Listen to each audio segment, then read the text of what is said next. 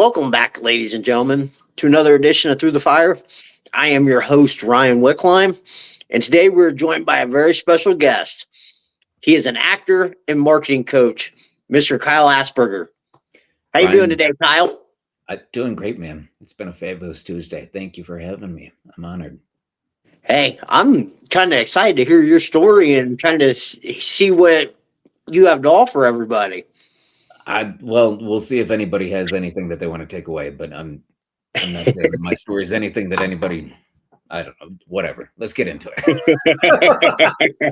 Love the attitude. A crippling agent. The number one question the audience is probably wondering, who is Kyle Asperger? Oh, man. Well, I think I'm just a dude that rises to the occasion.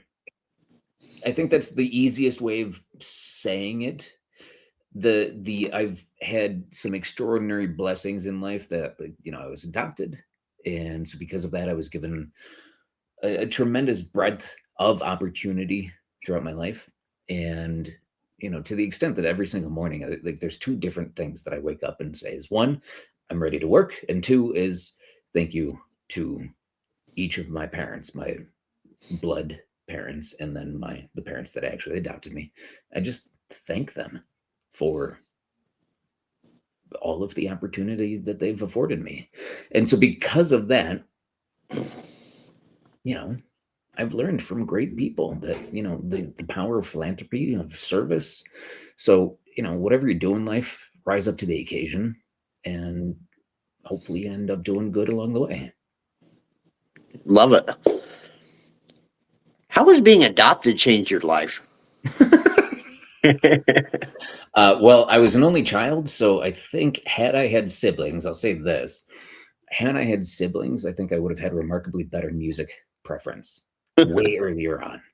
That I'd like, because my parents listen to like jazz and like old, so like think like Bee Gees. Like there's one visceral memory we had. I grew up with a 1988 Mazda RX-7. So like I learned how to drive stick shift. And so my dad loved that car. It's a great like two-seater and had a cassette player. So he rolled up to high school like just one particular day and he's playing like Al Green's Love and Happiness, which is like these days, it's one of my favorite songs. I have it on like my saved, playlist. And I always think of him every time I hear it. But back in the high school days, I'd crack open that door. The song would be cranking. And I'm like, oh, God, dude, I don't want to hear this. I'm so embarrassed having this. Just turn it off, please. So amidst those wonderful opportunities, I think there was the almost obligatory, just embarrassment that everybody has to go through at some point. So yeah. Is Al Green the one who sings that song like Let's Get It On? His whole audio library is I don't know is the quick answer. I can do a quick Google search here. Al Green, We Can Get It On. Or like Let's Get It On. I think that's Let's Stay Together is one of the songs that seems to be the one that like comes up first. I don't want to play it on your podcast because I know that it's gonna like mess up with, all that. Yeah, I don't know. I'll have to look that up later. I just heard that name and that's what song I thought of first. Yeah.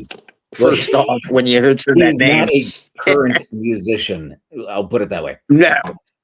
Yeah, extremely talented, no less. I forget the initial question. I know I diverted into the RX-7 thing. Oh, you're good. How did you have you always had communication with both sets of parents? I have. It was an open adoption from the get-go. So, a number of people have asked throughout my life, just, like, when did you find out you were adopted? It didn't really work like that.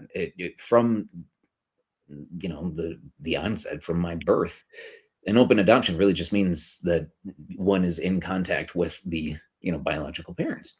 And so we would hang out a bit, when I was a kid, but then my like birth parents, they split up fairly shortly after I was born. So really, per my choosing, I've kept actually a very good relationship with everybody throughout the years. Um, but my birth mom put it very, very plainly, one year, and I saw her back with some regularity in my college days. We'd have lunch. She was in Dayton. I was in Oxford at Miami, and she said it just like outright one day. She's like, there's not a single law, contract, anything in place that says that we have to love you. We just do. So being in touch with one's birth parents is simply an elective sport, if you're so inclined. I've heard of all kinds of stories where, I grew up with a family right next door that had 3 adopted kids from Korea, one of whom at some point in his life decided, all right, I would like to find my parents. And he ended up hiring, I believe, a detective to go back through, the lineage to actually find them. And by the time that they arrived on, okay, well, these are your parents, but unfortunately, they'd passed away just, a couple years ago at the time that they looked into it. So, there's that sort of a life, a timeline acknowledgement that like, I cannot imagine what it would be like not knowing the individuals that I am, from. So, that's the adoption is just, it's a thumbprint. Every single instance is completely unique. Awesome. What advice could you give to someone that's adopted and feels like they're behind everyone else? Oh, well, what am I did as a coach? I'm like, I typically try to understand somebody's like scenario a little bit more specifically. So if we're just going like broad strokes, if you're adopted and behind, if I'm trying to over logic this situation, which I have a tendency to do,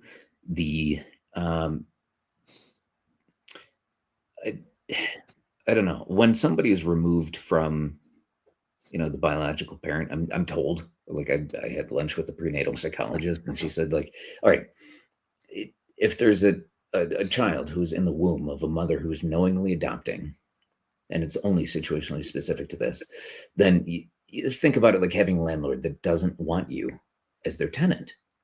So, all right, in essence, the womb is the very first home that, you, Ryan, would have grown into the human that you were to become.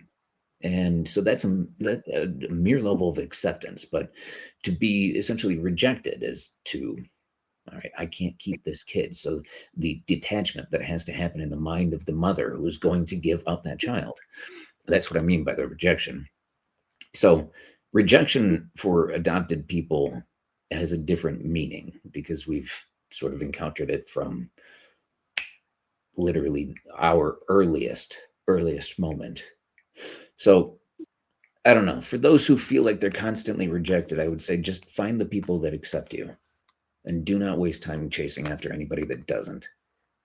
That's how I live my life. People say that relationships, there's a lot of gray area. And I say, that's fine for you.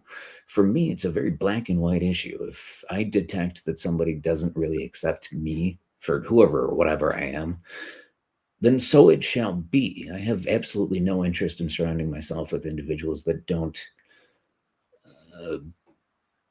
I'm not saying that everybody needs to agree with everything, but if you don't, welcome it. I welcome differences in people, and that's what makes the world interesting and colorful. But if somebody is just uninterested, then pardon my French, fuck them. Move on. Go find the people that really stick. That would be my advice. Yeah, good advice. You're a former Division I athlete. What type of training and discipline did it take to get to that level? I need to correct you on that one. I was not D1. I was a club gymnast. There's a so they were. It was only a club. Yes, yeah. I have in totality, it's 13 years of gymnastic experience to the, extent that I can still keep up with it a bit. Um, you said, what was that like? Yeah, like what type of discipline and training did it take to get you there? Well, I'll put it this way. These days, I'm more disciplined with my training, my health, everything is just pertains to acting and keeping myself healthy. In college, I was invincible. I was stupid. I would, on rare occasion, show up drunk. I competed the pommel horse drunk, won nationals. So it taught a reasonable level of discipline amidst severe stupidity, I'd say. So, like, here's the deal. High school, that was my first opportunity that actually taught me. Like when I first began, which was my freshman year of high school, my parents are like, you have to do a sport.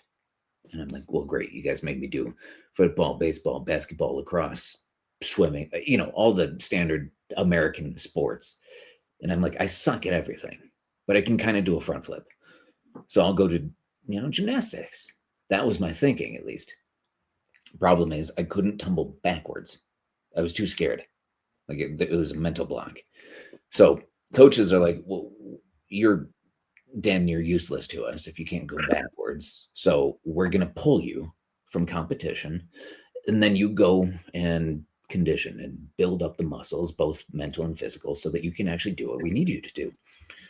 And so that's what they did. They had me training, and eventually I got back into it. And by the time I graduated high school, I was, captain of our team. So what that showed me was the power of discipline. If you fail, you can reset and try again. But in order to try again, you must essentially put the work in to arrive at whatever point you deem to be success in that situation. So high school, that was the very first instance. College, a little bit more flexible and fluid. We didn't really have all that many, requirements. It's just like, don't be an idiot. So, yeah. Great advice right there. So you pretty much had to, like, going through all that, you had to have a growth mindset then, because if not, you would probably quit along that journey, right? Oh, without a doubt. Anybody that, because gymnastics is like, stupidly, if my parents, posed the question, like, well, you choose a sport. And I'm like, well, I'm not good at all of those sports. So let me go choose one of the hardest possible sports. Gymnastics is not easy. It's a very technical sport that function follows form. In other words, you need to understand the very engineering of, okay, why is it that this skill operates like this? And once you can actually do that, then you build upon that. And that's the only way of progressing. So I don't know. I just, that mentality has kind of come throughout the years, mostly through points of failure. When I first applied to the graphic design program at Miami, I didn't get in. I was awful. And, they had all the names posted on the door of these are the individuals that made it into the class of 2014. And I just stood there for about 2.5 minutes, just staring at it, rereading it, thinking, I got to be missing something. This is wild. And I didn't see my name. That crushed me, because all I knew going into college was that academically, and I was never a terribly gifted individual. I don't think I really tried hard enough, because I just never found it to be terribly passionate or useful. So that was it. I was art, design, this is how I get paid to be creative, more or less. And I failed at my one goal. So that hurt. But then I kind of stepped back and figured, okay, well, let me go talk to a couple of different professors and see how I can beef up the portfolio. And I did that. I worked, I, rebuilt a couple key projects and reapplied, and they accepted me.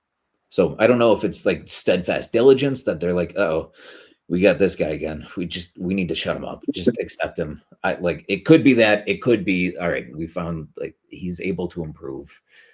Maybe then we can accept him because he's willing to put in the work. Probably made you appreciate it more after failing a little bit and then having to go back through and redo it again. I appreciate it now.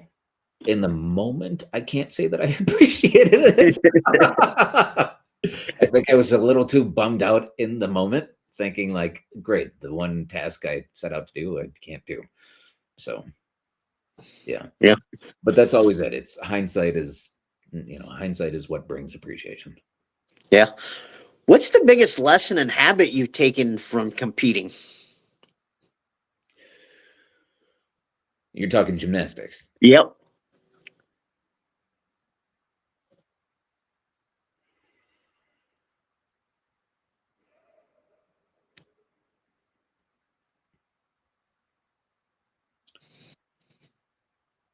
Well, there's always different. There's so many different directions I can take this, and I hate to be duplicative, but it is quite simply, it's the like, all right, if you can't do something, you need to go work at it. If you feel like you need to attain it, go figure it out. Go start with like the baby steps, break it down into whatever different parts and pieces. And then once you bring those different pieces together, you'd be amazed at what you can do just like that. The human body is really capable of quite a bit if you treat it well. So, I mean, that's it. It doesn't stray from our existing message. It's just go put in the work. Sports, anybody who lifts, anybody who, is, has done like organized sports of any kind, those individuals, generally speaking, have a very thorough understanding of that sort of mentality. Is just if you put in the work, then you can achieve some greater level of success. Yep, that's so true. Yeah. How did you get into coaching? Like, what led you down that path to say, hey, I'm going to become a coach? Well, I think these days anybody can call themselves a coach. So, all right, let's discount that notion for just a moment here.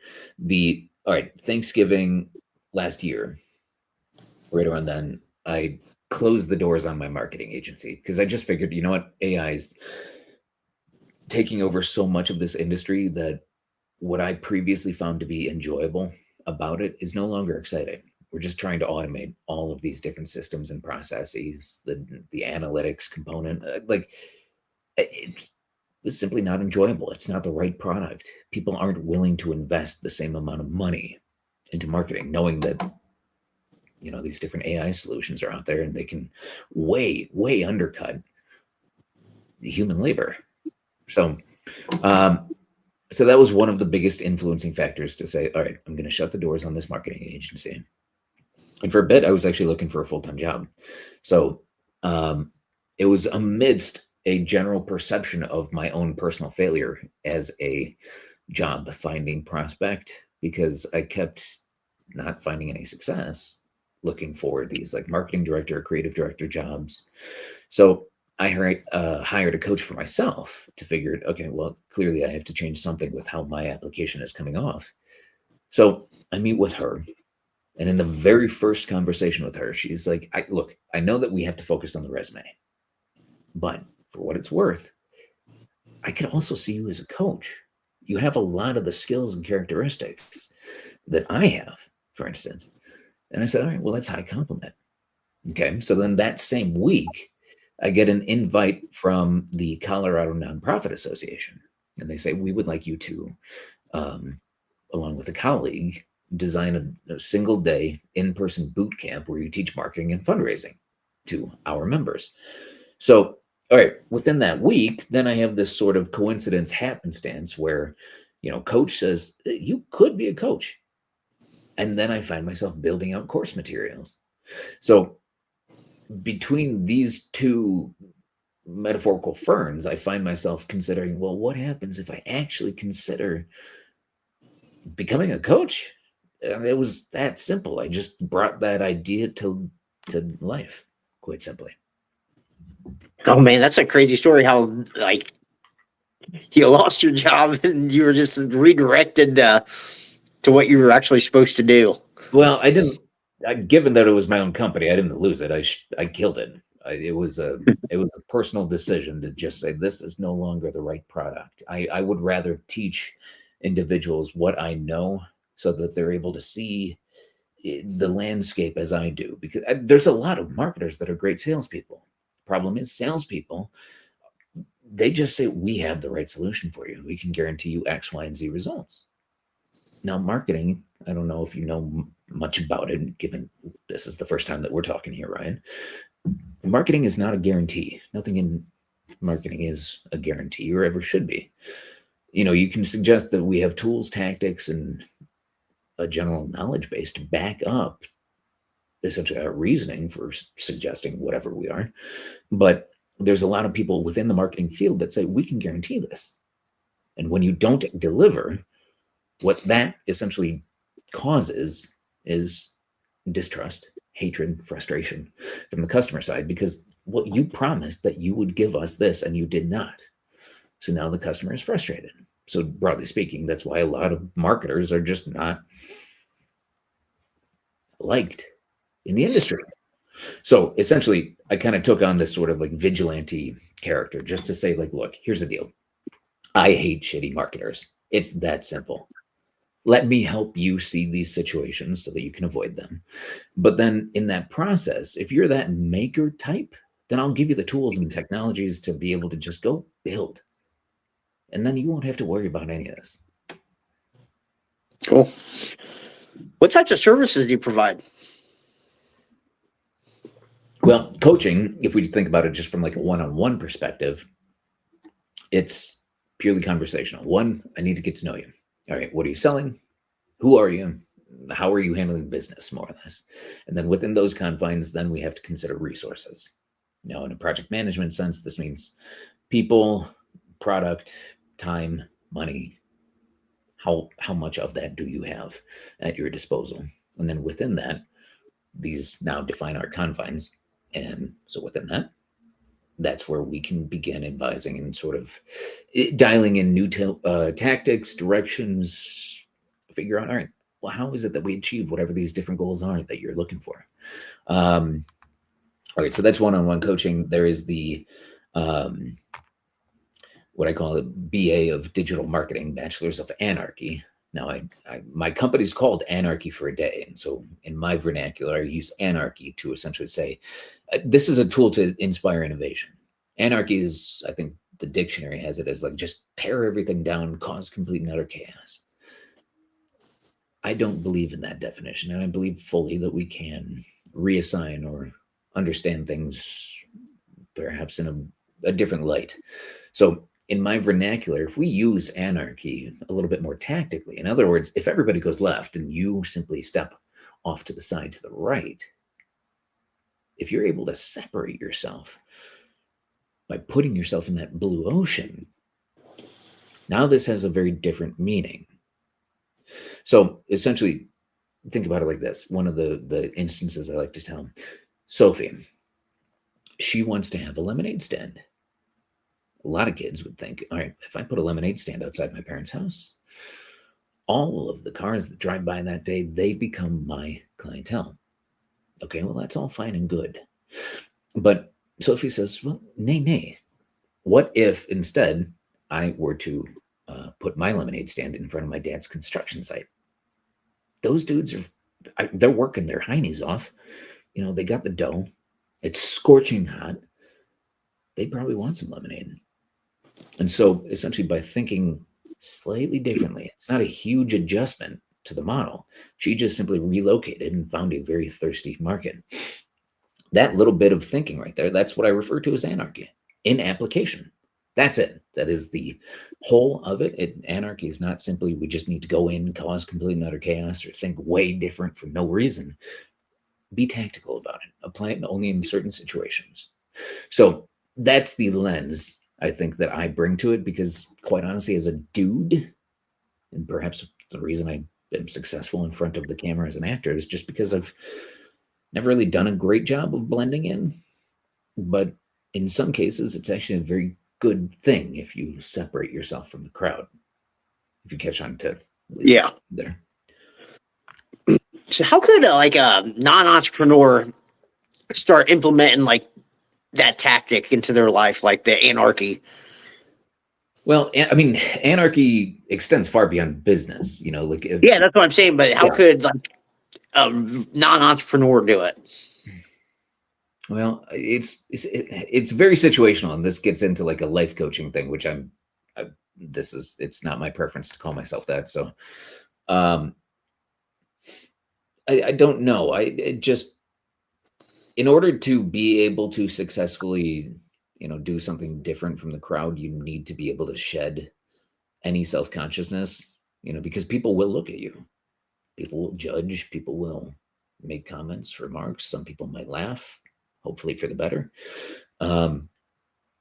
So if you are in a spot in life where you have the confidence to be able to say, I'm comfortable doing something different than what everybody else is, then that is your opportunity to bring in a bit of anarchy. In whatever case that is, I'm not going to suggest what, but anarchy, you're going to be traveling a path of your own. And the reason I say it's the tool to innovation is because if you think about the innovators throughout the years, no level of innovation has ever come from somebody doing the same thing that everybody else has done. Yeah. Like, how can somebody start looking at their ideas objectively? Well, sleep on it, A, but B, get if you literally cannot, because if you are the entrepreneurial mind, it's often easy to get like emotionally involved in whatever these different ideas or concepts are. So, okay, if that's the case, this again harkens back to, you had a great question earlier that was essentially like, all right, if you're struggling as an adoptee, what advice would you have? And it's the advice simply being just surround yourself with good people and focus on them. What I consider to be good people are individuals that are able to provide objective feedback, because they can both balance, like, all right, I know Kyle as an individual. I know him like on a character level, what he values, what drives him, what motivates him. But I can also look situationally and, value a decision, an idea on a societal level from, whatever the situation is that's going to impact that notion. Those are some of the most important people to surround yourself with. If somebody can give you genuine feedback, not lie to you, you don't want somebody to be like, oh God, you're awesome. Okay, fine. You're fluffing my ego a little bit, but that's not going to get me anywhere. The people that can kind of tear you down a little bit, be like, dude, you kind of fucked up, but here's the deal. Moving forward, this is what I would suggest you do. Listen to those people. It might hurt. I don't know the kind of tone that they're going to take, but those are the people that I've had to listen to, chosen to listen to. I'll abridge that and say that. And those have been some of the most important individuals in my life. And probably the kicker, it's not your parents. Because they're too close. They're not going to be able to provide that level of feedback for you. Yeah, I mean, you sometimes need to take a little bit of criticism to kind of get to that next level in anything you do. Yeah. Or else how are you going to adjust, make the adjustments, Yes, sir. It sounds like you've been through a little bit yourself. Yeah, quite a bit. Like most people have.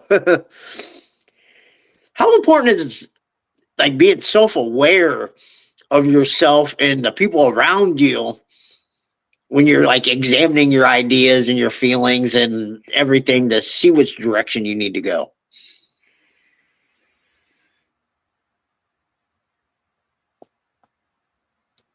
Okay, well, there's one component that I want to be very clear on, because this is going to heavily influence my answer.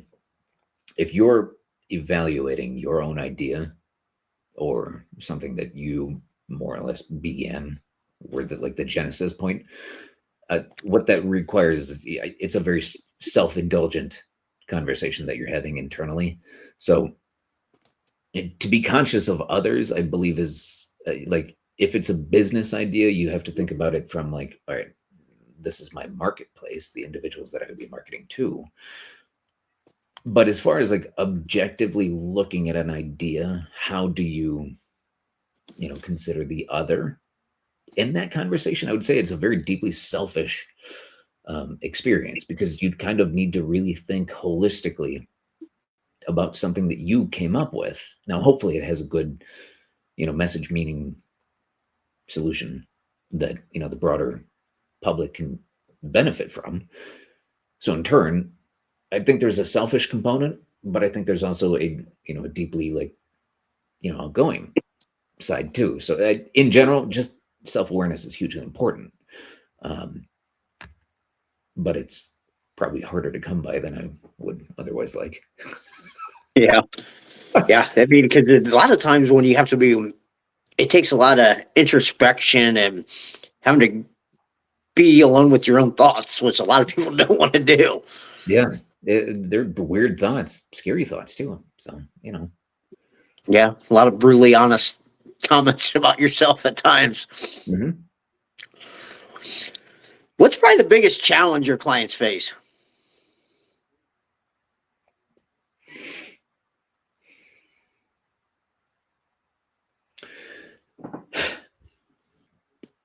I struggle with this question only because of how quickly times are changing.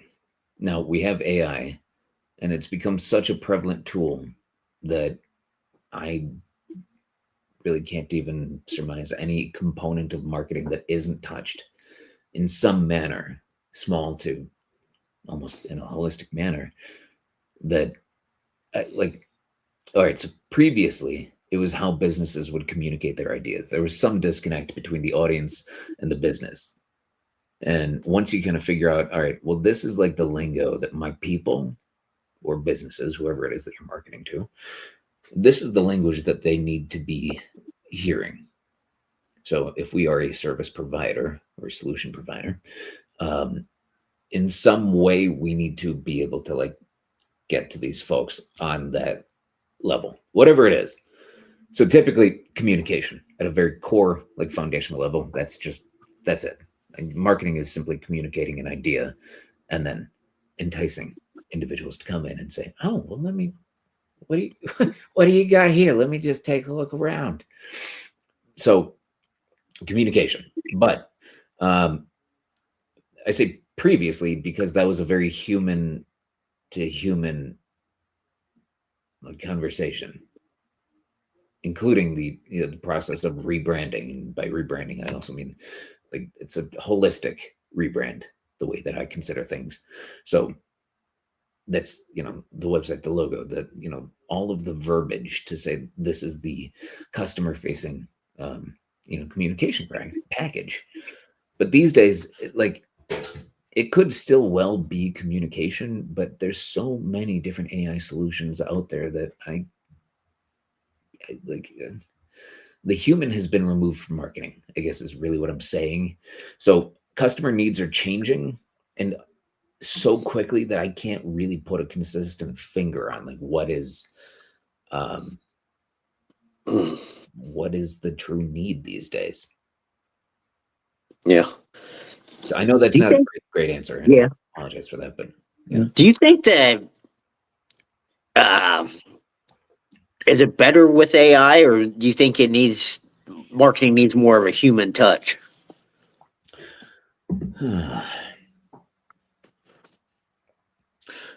I am, if you couldn't tell by my general conversation, I'm a pretty realistic individual. I try to be, at least. Optimism is something that I have to seek out in others and keep close to balance out my my realistic views. So in other words, what I'm prefacing with is I don't have any tremendously positive stuff to say about where we are with AI. From a business owner's perspective, we are offloading a lot of the stress. What that means is people are losing their jobs, efficiencies are being built in. We are losing the human. Human is innately failure. Robots don't fail. If we're catching our drift here, then that's like great. People are out of jobs because they're in turn useless. If a computer can do this, that's not a positive message, but that's one of the stark realities. I was on a podcast yesterday, and it was another actor that we were talking with, and that I was talking with, and we're talking about like AI making essentially filmmaking much more attainable for the masses. And the thinking there is, okay, well, maybe not everybody should be making films, because if we think about what social media is, it's now that opportunity to connect everybody and let them just build whatever it is that they want to build. And social media has proved far and away multiple times that not everybody should be making things. Yeah. There are people that are innately better storytellers than others. And so the moment that we say, like, all right, well, Chris Nolan, the tools he has, well, bada bing, bada boom, Billy Bob Joel over here has the same exact tools too. Let's see what happens. So here's the deal. I almost don't really want to talk on this too much. We're removing a lot of the human. I don't quite know that we have an understanding of where we are going to go or end up as a society. A lot of people are pulling back on funding, like marketing or calling in coaches or speakers, because we're in like such a tech enabled space where, whatever we figured we lacked, technology, AI can probably make up for it. So people are investing less. We don't quite know where we're headed. In some cases, we love it. In other cases, we can think about AI as being a more powerful technology than the atomic bomb. So I don't know is the answer, and not knowing is kind of really where humanity has always been, in a very odd space. The one thing I do know is that wherever humanity is going, we've typically risen to the occasion. So, Okay. What are your short-term and long-term goals? hopefully end up in less AI conversations, because apparently I'm not meant to speak on the topic. Hey, I just wanted to get your honesty on it, because you were talking about AI, I'm like, so I wanted to kind of see, because I know so many people are moving to that and pushing for people to go to AI, and it's like, Oh yeah. I would much rather talk to somebody face to face than listen to a robot tell me. Well, investors would say you need to go AI as well. Yeah.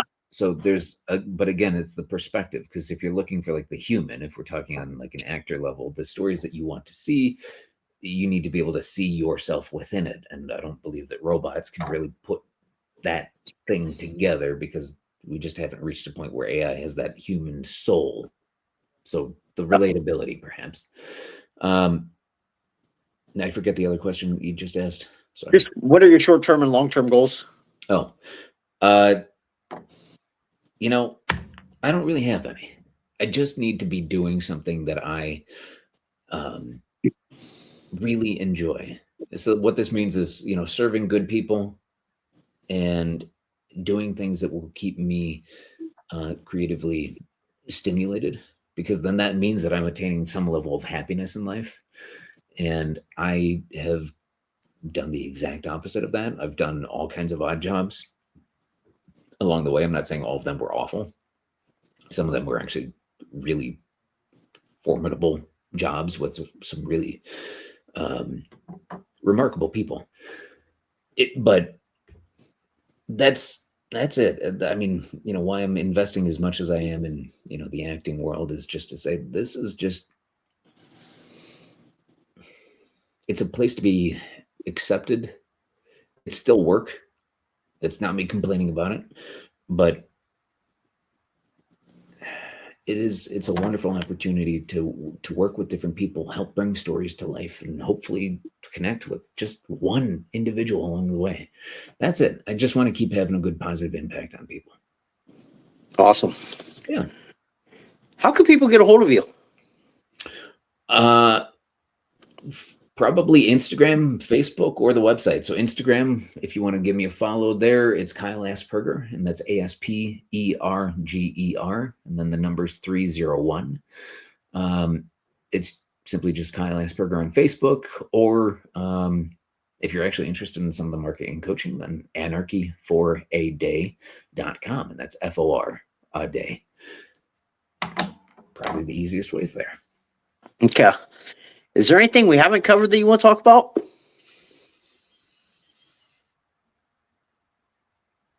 Not particularly.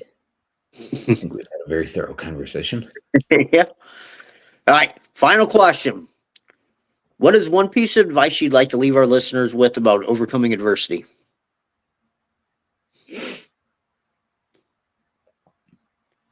It takes practice.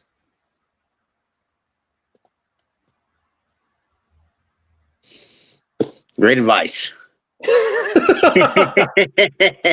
Finally, something succinct out of this man. Yep. And that's what the truth, though. I mean, it does take practice. I mean, to overcome stuff, you're going to look like a fool and failure quite a bit. Yeah, it hurts, but that, you take a hit. How do you get up? That's it. Yep. Well, Kyle, I can't thank you enough for coming on here and sharing your story with us. Well, Ryan, it was a pleasure. I know we got deep into the AI conversation, but I see us rising to a good spot. I don't quite know where, but I still have good hope and faith in humanity. I'll say that. Yeah. Well, guys, that's going to be all the time we have here today.